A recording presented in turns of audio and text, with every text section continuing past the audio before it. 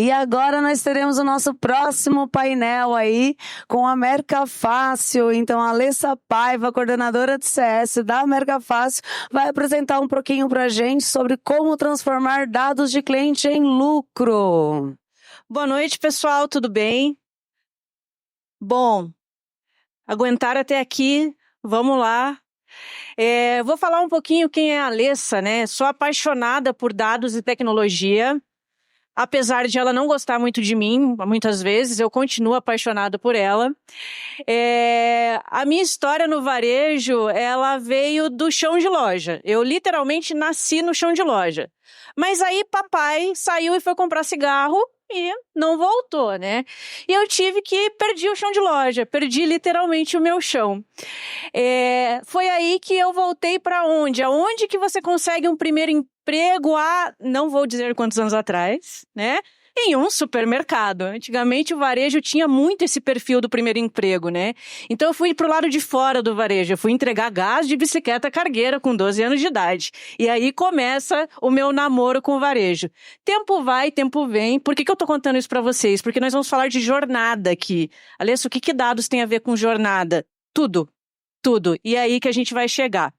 Passada essa fase, eu virei administradora, né? Sou apaixonada por dados, finanças, então me tornei administradora e fiquei ali alguns anos na área de infraestrutura de tecnologia.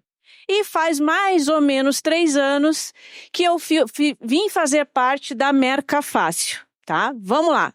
Quem é a Mercafácil? A Mercafácil nasceu há pouco mais de 10 anos como um comparador de preços. Mas aí viu que, não é isso não, para nós não é isso. E a gente criou um CRM. Do CRM, nós saímos, só relacionamento não adianta. Vamos para frente, vamos olhar para comportamento? Então, a gente saiu do CRM e foi para o CBM.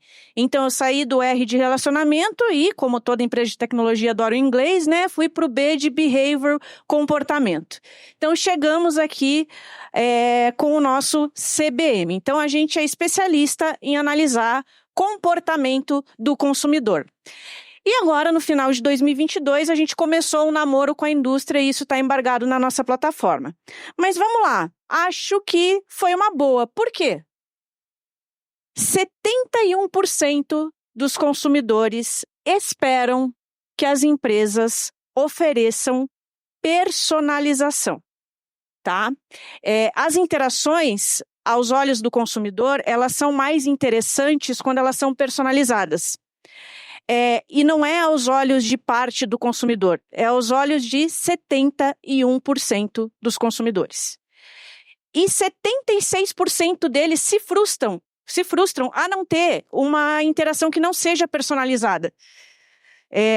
Então, quando a gente olha o caminho que foi trilhado, a gente teve pelo menos um acerto aqui, porque essa pesquisa ela é lá da McKinsey no finalzinho ali da pandemia 2021.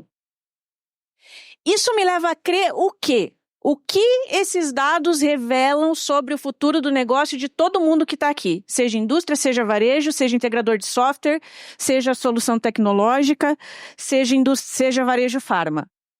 O ativo mais valioso que nós temos hoje são os nossos clientes. Mas, na prática, o que passa na cabeça de vocês quando vocês pensam em ativo?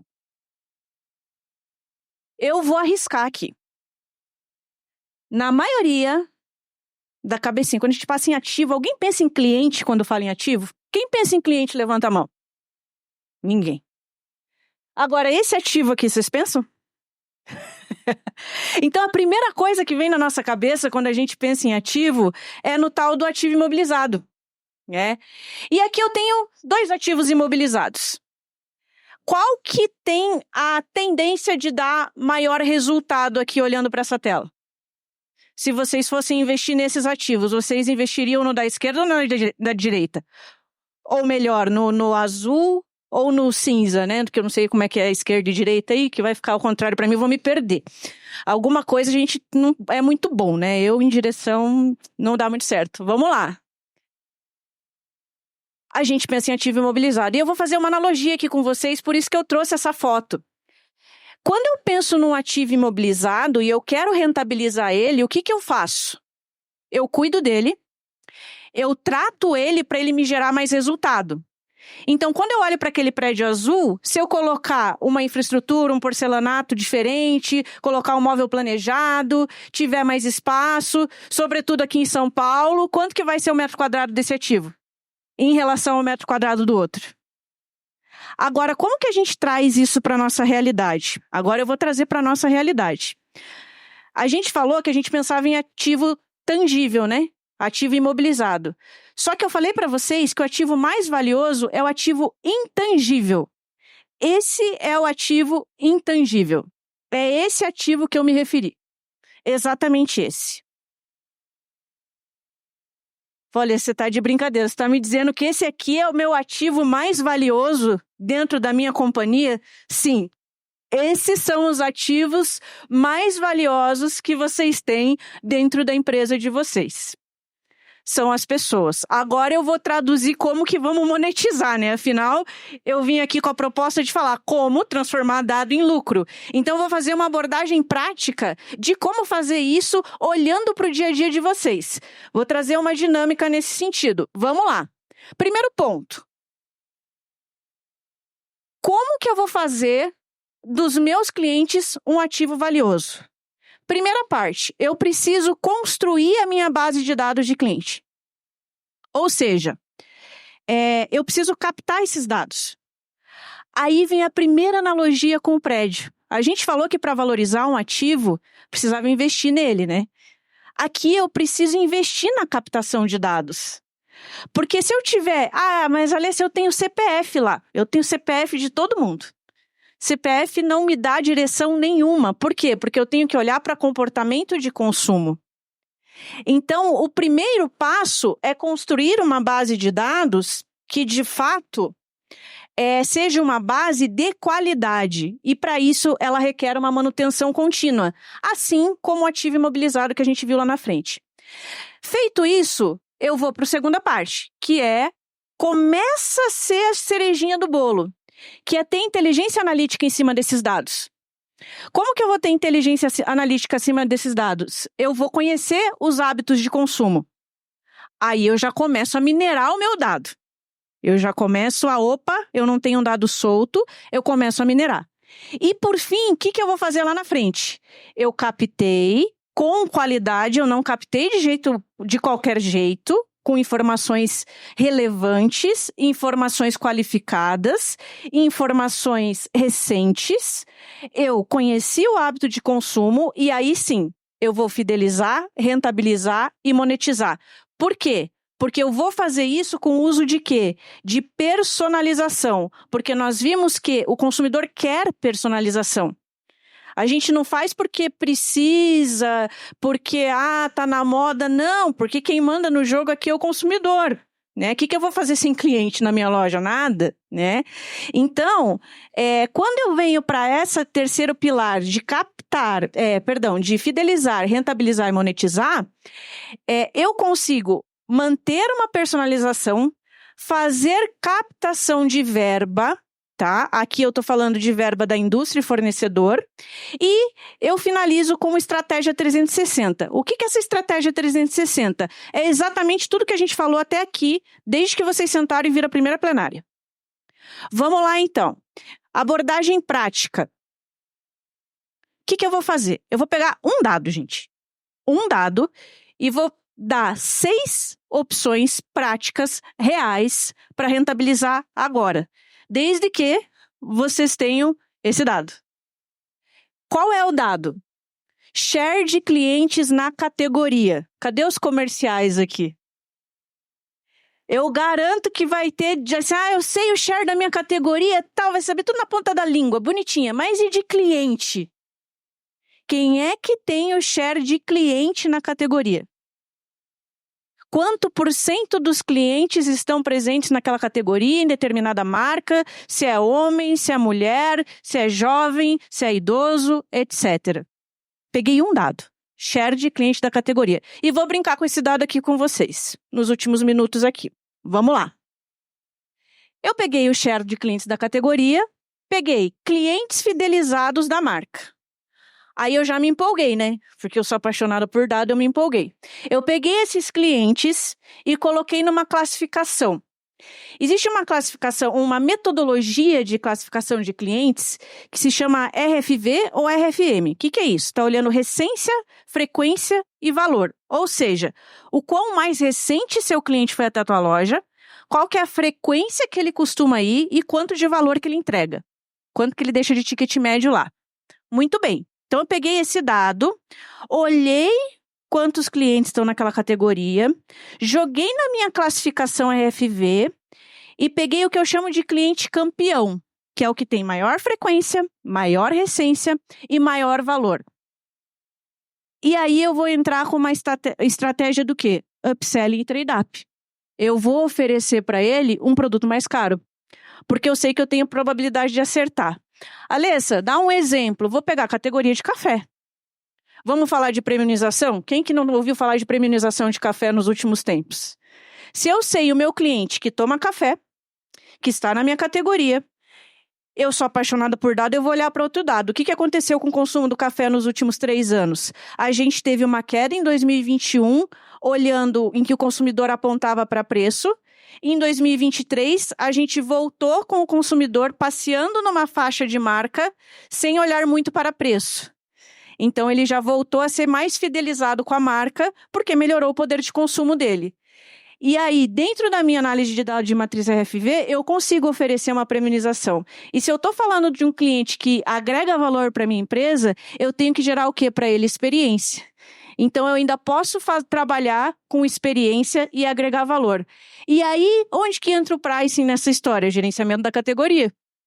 Aqui eu vou conseguir colocar uma margem melhor. Pronto. Não sei se eu consegui provar para vocês, mas eu já transformei o meu primeiro dado em lucro.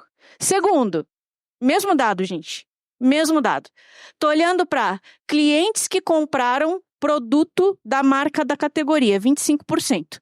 Significa que 75% comprou qualquer outra marca.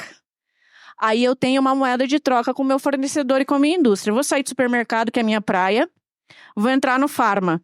A gente teve um boom de entrada de novos entrantes no dermocosmético. Olha o ouro que você tem de informação para buscar verba de sellout por uma base de clientes que você leva e fala, olha aqui, eu tenho 75% da categoria que nunca ouviu falar da tua marca. Será que essa negociação vai correr diferente? Depois vocês me contam. Eu vou gerar o quê? Experimentação. Terceiro dado. Clientes que diminuíram a frequência de compra da marca da categoria. Eu vou fazer uma ação para aumentar a frequência. Eu estou olhando, gente, para o mesmo dado. E eu trouxe em 5 minutos aqui, eu trouxe 3 estratégias práticas para vocês. Mais uma, resgate. Clientes que abandonaram a marca da categoria. E aqui eu não preciso nem olhar para a marca ou para a indústria, mas eu vou olhar para o meu negócio. Se o meu cliente não está vindo, se ele me abandonou, eu preciso fazer uma ação. E se eu tenho todos esses dados mapeados, eu vou trabalhar com uma ação de resgate de maneira inteligente. Por quê? Porque eu vou ter esse dado de comportamento de consumo e eu vou linkar com o meu dado de gerenciamento de compra para eu fazer uma gestão de categoria interessante e inteligente. Porque eu posso trabalhar aqui com um preço diferente para esse cliente, sem prejudicar a minha margem num todo, desde que vocês tenham tecnologia para isso, é claro. Se precisar, tenho. Vamos lá. Clientes da categoria que não consomem a marca. Vai ficar cansativo, por isso que eu trouxe 6, porque aqui o universo é infinito. Inclusive, eles se cruzam aqui. Você pode usar uma estratégia com outro nicho de cliente. Não consomem a marca, vou dar um exemplo. Eu vou sair da minha zona de conforto aqui, vou voltar para o dermocosmético. No Brasil, a gente tem uma questão de produtos de entrada em dermocosmético está vinculado à acne. Porque o brasileiro tem pele mais acneia. A maioria dos brasileiros tem pele acneia. Então, é o primeiro dermocosmético consumido. Então, se eu olhar para esse número aqui de clientes de categoria que não consomem a marca, ele pode usar o produto e eu entro com outro produto valorizando skincare aqui e trabalho em cima do lançamento. Captei verba de tudo quanto é lugar aqui, mas aonde que eu comecei? Olhando para o share do cliente. E, por fim, clientes que compraram produtos correlatos. Aí aqui o céu é o limite, cross-selling de ponta a ponta, ok? Muito bem, gente. Agora eu vou fazer, se a tecnologia me permitiu, uma reflexão. 2 perguntinhas para vocês. Nas suas últimas negociações, você estava armado com dados para entrar nessa negociação? Com dado de comportamento do teu cliente? Aqui eu estou chamando de cliente, tá? Mas vamos pensar em shopper, consumidor. Chamei em cliente aqui porque a gente falou dos ativos. Ok, Alessa, tava. Legal. E quanto das suas últimas estratégias estavam, de fato, alicerçados e impulsionados por dados concretos de comportamento? Silêncio pairou no ar. Vamos lá. Eu falei para vocês há pouco que eu ia traduzir isso numa estratégia 360 de tudo que vocês viram até aqui nessa plenária. E aqui está a nossa estratégia 360. Primeira questão, eu preciso ter uma fidelização. A gente precisa captar esses dados. Então, eu entro com um programa de fidelidade. Para quê? Para conhecer o meu ativo mais valioso e fazer gestão de cliente contra a perda e rotatividade de cliente. A gente tem 30% de perda de cliente em média no ano no varejo. Isso é muito dinheiro, gente. Isso é muito dinheiro. A gente tem novo entrante o tempo inteiro. Então, fazer gestão de cliente é primordial. Não tem como fugir. Aí eu venho aqui para uma outra questão. Alavanca promocional. Quando a gente fala em alavanca promocional, gente, tem um dado que ele é surreal. 70% das promoções do varejo são baseadas em depor, preço 1 e preço 2. E eu aprendi hoje que isso veio logo depois do escambo. Alguém contou aqui no...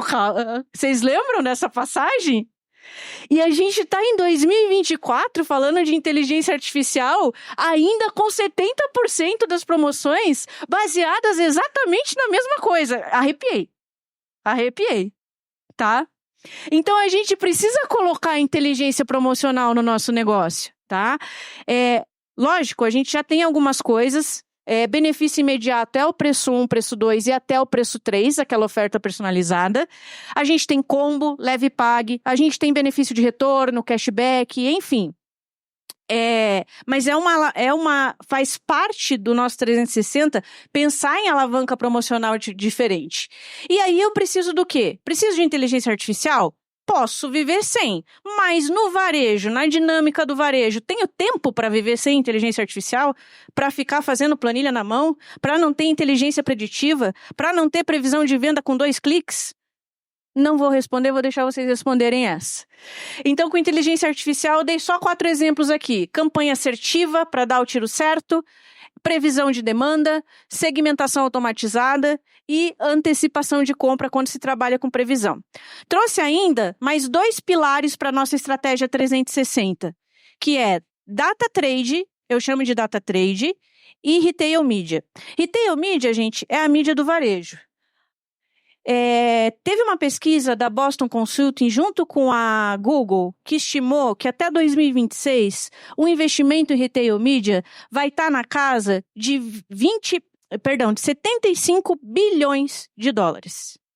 O Brasil está começando a engatinhar nisso. Só que dinheiro na mesa vai ter até 2026, comprovado em pesquisa. Quando eu falo em retail media, o que eu posso pôr na minha estratégia 360?